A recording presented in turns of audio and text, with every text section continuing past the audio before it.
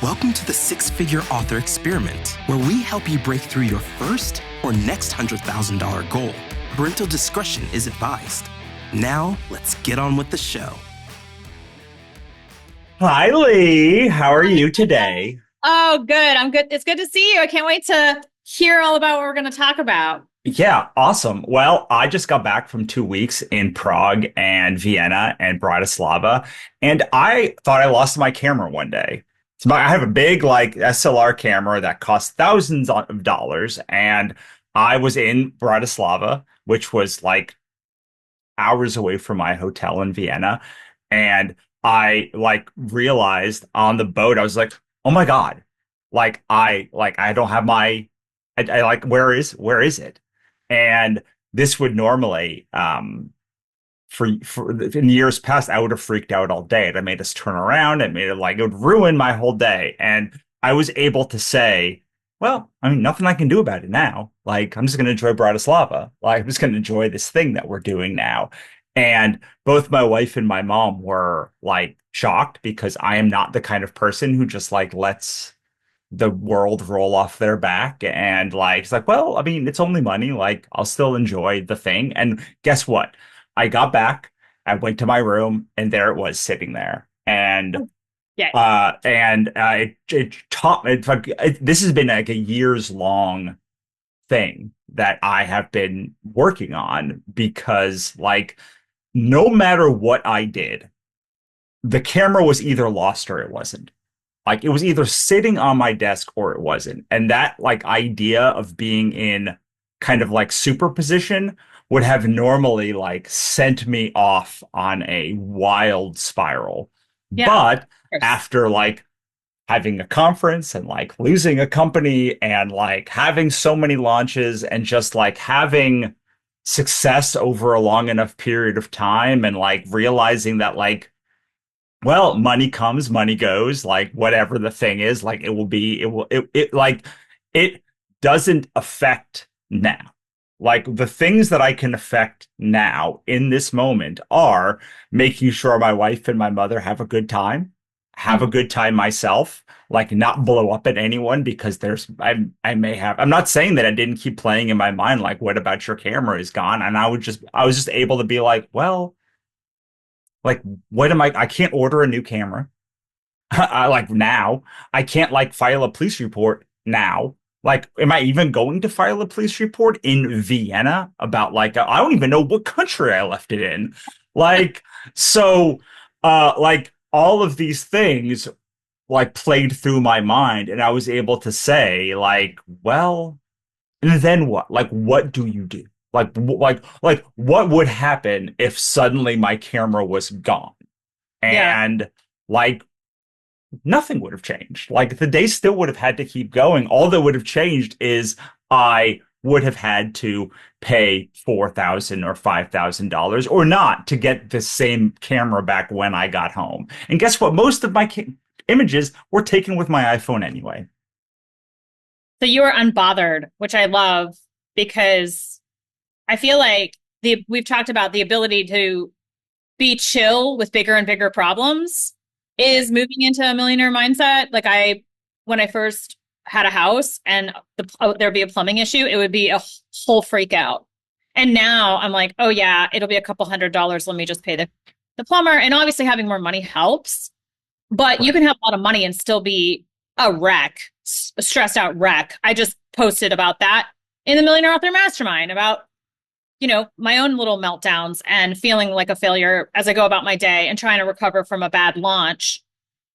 And also being well, what can I do? And moving forward, because the quicker I get to a chill, unbothered place, that the quicker my, fear closes down the mind, and then being unbothered, it opens that creativity back up, and I can problem solve.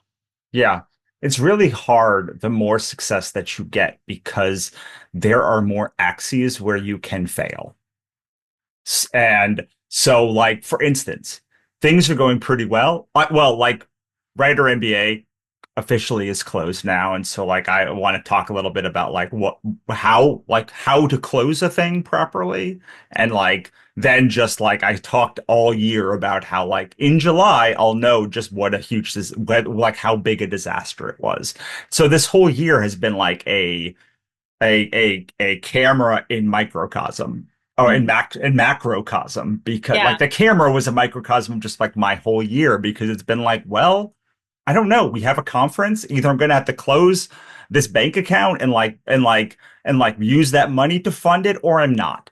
Like this company is closing. Like either I do the right thing and like get everyone in the thing, or I don't. Like those are like the two options. And like I have no, like there are only so many things that I can influence, but like things are going, I think, pretty well in the nonfiction space. I just did this like $15,000 Kickstarter. I'm going to do another one later this year, but I have not released a book in my signature fiction series, The Gods vs. Chronicles, or that universe in a long time. Mhm. And like I'm finally coming back to fiction next month, at some point in the next month, and I finally like tried to re-engage that list of people in fiction. I still have them. Generally, like, a lot of them are like there's a huge overlap between my fiction and nonfiction audience. But like I sent this email about like, hey, I have a new Gods vs. Chronicles book for you next month. And guess what happened this morning? I saw like no movement, like very little movement. And so what did I suddenly do? Oh, well, like the fiction's not going well. My fiction career is over. I can like this series is over. This like whole thing is like I'll never be able to release a fiction book again because like all of my time is in nonfiction. And Mhm. like again, what then like what can I influence? Like I did it.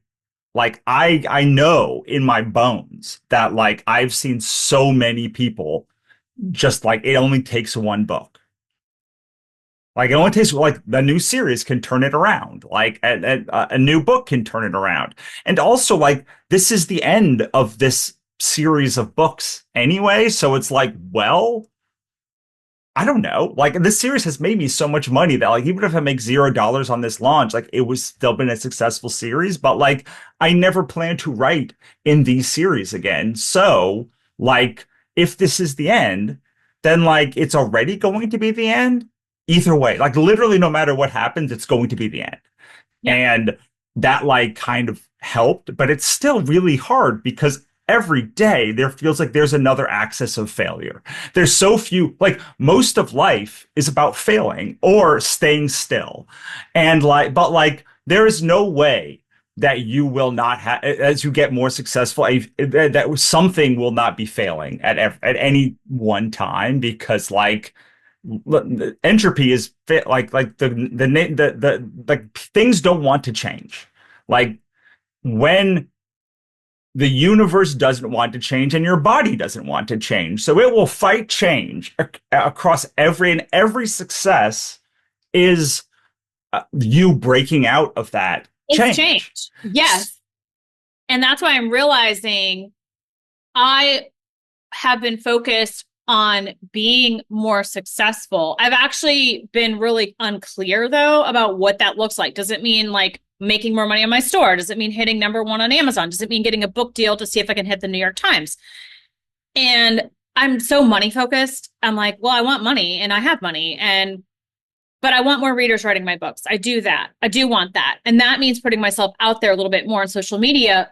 And my body was like, no, we're not doing that. That is scary. That will kill you, because I've avoided it. And when you avoid something, your mind thinks it's dangerous, and danger to the level of death. Right. And your body actually does do that. Like your body is saying, oh my God, you can't do that. It will kill Yeah, you. no, it will shut me down. I'll have TikTok start to do well, and then I'll close the app and not post on TikTok again for 6 months. I've done it over a period of years. So I've watched this cycle, and I got some coaching I posted about in my group Millionaire Author Mastermind, and I ended up talking about it in my book marketing boot camp. And we did it on the first day. I was like, you have to normalize success and train your body and your mind to know that this is going to be safe for you. Otherwise, it's almost like hitting a glass ceiling. I can feel it. It's like, I want to reach out to an influencer, but I have avoided it for 10 years. So my mind says, if you do that, you will die. And therefore I close the app. I distract myself. I run off and do other projects to distract myself even further. It's like, I'm too busy to do that because I'm doing stuff that really doesn't need to be done, maybe. Right. But it's all okay because I'm working with a system that's 500 million years old, a nervous system that was designed to keep me alive and has done a great job of that. And now I can find ways to soothe my nervous system. Literally just somatic exercises, deep breathing, going to the bathroom on time, drinking more water, not being in the state of fight or flight and fear. And then also adding in some visualization of reaching more influencers, having more conversations, reaching new levels on my platform. Right. And I'm very visual. So a dream board really works for that and feeling the feelings. But I had to bring my body along too. And I won't allow myself to be more successful if I feel that scared. Right. Yeah, absolutely. And I think this is one of the things that Sarah Cannon taught me and HB90 program taught me, and just like doing an Eisenhower matrix taught me, which was like, well, we need to prioritize like things. And like, if social media is the one thing, and Gary Keller and Jay Papasan's book, The One Thing, taught me was like, well, if social media is the one domino you think is going to move you forward to like the next level, then like that is the next 90 days of your life, is like, just put that on your thing. And then you wake up and the first thing you have to do is some sort of social media thing. And you're like, well, and it's like, well, did I have success today? Did I post? Not like, did I like get a million things? Just like, did I post? Like, did I write the joke today? Like Jerry Seinfeld said. But like, there's this great Joseph Heller anecdote, who wrote Catch 22. And he was at dinner with a bunch of stockbrokers. And I think it was C.S. Lewis. I forget who was in the anecdote, but I know it was Joseph Heller because I just looked it up. And he said, like, I'm just going to say J.R.R. Tolkien, C.S. Lewis, one of the some huge British fantasy human, turned to him and said, how does it feel to be at this event where the person on stage made more today than you've made in your whole career? And he said, and Joseph Heller was like, it feels okay because I have something they will never have, and enough. Yeah. And I think about this all the time. And I talk to a lot of my coaching clients. I say like, well, what is enough? I was at this event in Boise last month, and like people were talking about how much money they made, and like, but they were still unhappy. And I was like, okay. They're like, well, I make money, and I'm like, okay, but like, do you make enough? And like, they were like, I don't understand. I make this. I'm like, okay, but like, is it enough? Yeah. Like what is enough? And like, if you can somehow define enough internally, then like, and I don't mean like, oh, I'm making $1 million is enough. Like, it's like, it can't be something that, and this is the hardest part. It's like, well, once you know internally that you will make enough, then the rest of the thing, and yet you will survive, like things become a lot easier, but only in those situations, you said something a few months ago, maybe a year ago, maybe 100 years ago. I don't know what time is anymore, but you had said the first time Amazon shut my account down, I freaked out. And now it's like it happens regularly. And it's just like, well, this is a thing we're dealing with. And I'm like, oh my God, like if I had Amazon shut my account down, I would be freaking out so much, even though I'm so calm in all of these other things that I have dealt with. Like, that is still an externality that I don't know if it will be okay. Yeah. I mean, and you can think of a plan, but also having it happen a couple times and you deal with it. Now we just have the expectation of, hey, Amazon, you made a mistake. Give us our account back right now. You will do this. We will email you until you do it. And we are unbothered. And Yeah, we still run into glitches. We had trouble posting our pre-order to Amazon for the past week, and it was some random thing with the keywords and wolf shifters, and they thought, maybe we were trying to sell dog food. It was interesting. We figured it out. And at the same time, it was like, we're going to get this pre-order on Amazon. We will do it. We will, if we have to hunt the CEO down ourselves, Right. we will do it. And just that confidence, but it comes from experience. And again, if I can get my nervous system to calm down, I have that unshakability. And Right. when it comes to having enough, I could give you $1 million right now, but if you're stressed and freaked out, you'll just be continuously stressed and freaked out with that money. Right. The money doesn't help. So it is about getting our bodies regulated, and it's really basic stuff like somatic exercises and deep breathing, drink Yeah. water. Yeah. But I just told you before we started recording, for so long, my mind has been driving things and it's just dragging my body along behind me. But what's the point of all this wealth if I don't take care of my body? Renee says we make money not for our souls, but for our body. So abundance is to bless our body. So how do I treat my body? Like, am I going to use that massage gift card you gave me at Christmas? It's on my to-do list. You should. Be like, oh, we're successful and it feels good. And we want more of this and we're safe and it's okay. And go Right. from there. Well, I also think that first of all, did you know dehydration can up your heart rate by like 30 points? It's not like, oh, a little bit, like it can, my heart rate when I have can literally, because I wear this thing all the time, Yeah. it can literally, like, the difference between 90 and like 115 heart rate is, and I didn't know this until a couple of months ago. I was like, oh yeah, dehydration's bad, but it's like, no, like it is like really, really, really bad if you are dehydrated. But I think also we have to go through that scenario calmly and know that we can get through it calmly. It's not just getting through that situation. Be and because like if you go through something like super stressed and you Yeah. get through it, then you'd be like, okay, I got through it because I was super stressed. But Yes. like if you And can you go train your right, body. exactly. And so many authors create out of stress, which is incredible. Like it's so cool that you're able to do that, be creative while stressed. That is superhuman.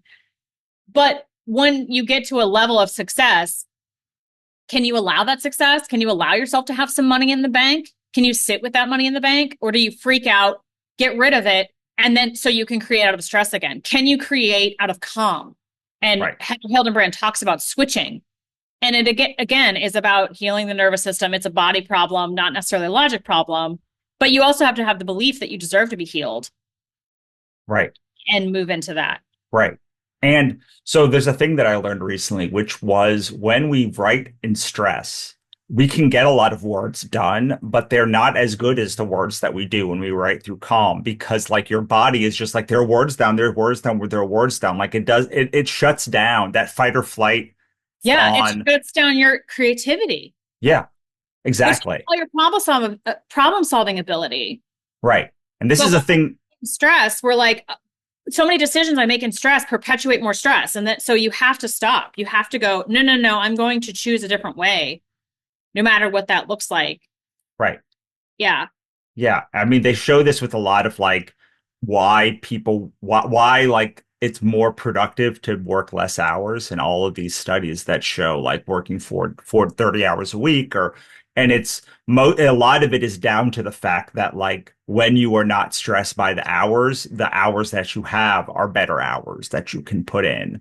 But like all of this is just words that you might be nodding along to if you're listening, but it's like that's still only the logic. And as writers, like people that do knowledge work, like we rely so much on our brain that we're like, oh, well, it's a brain problem. But like if you have done all the brain things, then it's like not a brain problem. It's a body problem. And it's like training and retraining your body to do things in it, not in stress. Monica and I, the first year of our conference, I was very stressed the first year. I was stressed both years, but like I let it out a lot the first year because like I had never had such a high, neither of us had a contract that was worth like hundreds of thousands of dollars that we owed. And then like towards the end of the year, I was like, something broke. Like I was like, oh, well, like this is either like this is a year-long problem. Either we solve it or we don't solve it. But like freaking out Yeah, doesn't you have to help. sleep at night. You Yeah. have to relax. Yeah. I realized that when I was when I was stressed with other launches, what would happen is I would move to another thing. I'd be like, oh, well, like that's not working. So I'm just going to go work on this other project. And like that was how I like triggered my like perfectionism. And if you kind of have this problem, there's a book called The Perfectionist Guide to Losing Control, which is great. But I would have this problem of this launch going bad or this Kickstarter being bad. And it's like, okay, well, it's a month and then I can turn to something else. But like having this problem that was a problem continuously all year long, like having this thing meant I couldn't look away. I Yeah. had to keep going back to it and be like, oh, well, like I was panicked this month and like we got three things, and then I wasn't panicked and we got 10 things, and then I was panicked and we got like four things. And so it's like the actions will lead to the act. Like we make assumptions and then we have to play out, but we so often don't let it play out because we're like, oh, nothing's working. I need to do this. I need to do this other thing. And I'm not saying you don't need to pivot during these times to like add things in, but so often my problem was not one of like it wouldn't happen. It was that I would just say, okay, I'm doing a 2-week Kickstarter campaign and I'll be on to the next thing and be on to the next thing and on to the next thing and on to the next thing. And then like years later, I'd be like, wait, author ecosystems keeps like growing even without us talking about it. Like, why is this is interesting?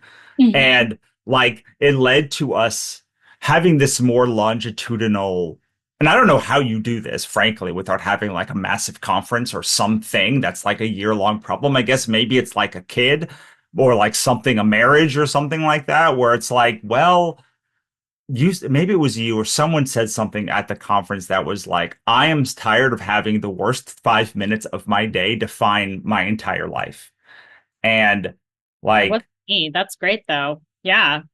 yeah, I was like, oh, well, like, because like the go back to the camera thing. It's like, okay, I lost that camera. It was bad, and then like there was still an entire day to live, Yeah. and I had thought about this the year before, but at our conference this year, I was like, yeah, I am ruled by the worst 30 seconds or 5 minutes of every day of my life, and I am just tired of it. So let me talk about practically what it like for me, and then I'd love to talk about the systems of money Sure, you're talking about. sure. Practically, my instinct when I wake up and come to my office is either to go to a yoga class first or do some stretching on my yoga mat. And if the act of pausing, even for 15 minutes to do that, and move my body, which tells my body, like, we're not running from a wildebeest right now. We're not at war. We have time to roll around in the grass and drink water from the stream. And it calms that nervous system to go, okay, we're not in fight or flight. And I hope to build on this. So when I come to my office, I'm not at war. I am in a relaxed state. I'm in the meadow.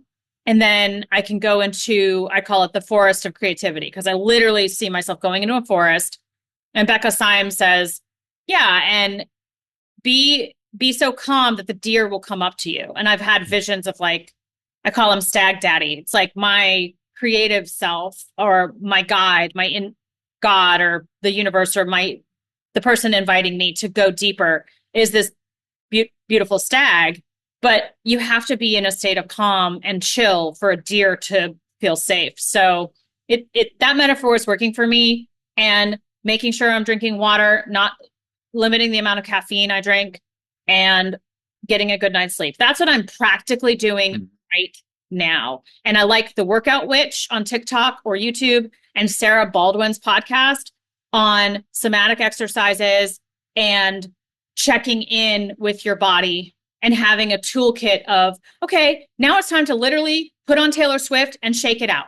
That actually helps. So if any of this resonates, you might check out those resources and see if there are little ways you can like calm your body down.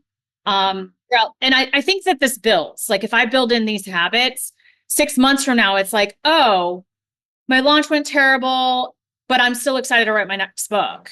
Right. And then I even feel like in the pit of my stomach, it's like, oh, your launch went terrible. And it's like, yeah, but we're going to survive and then even thrive.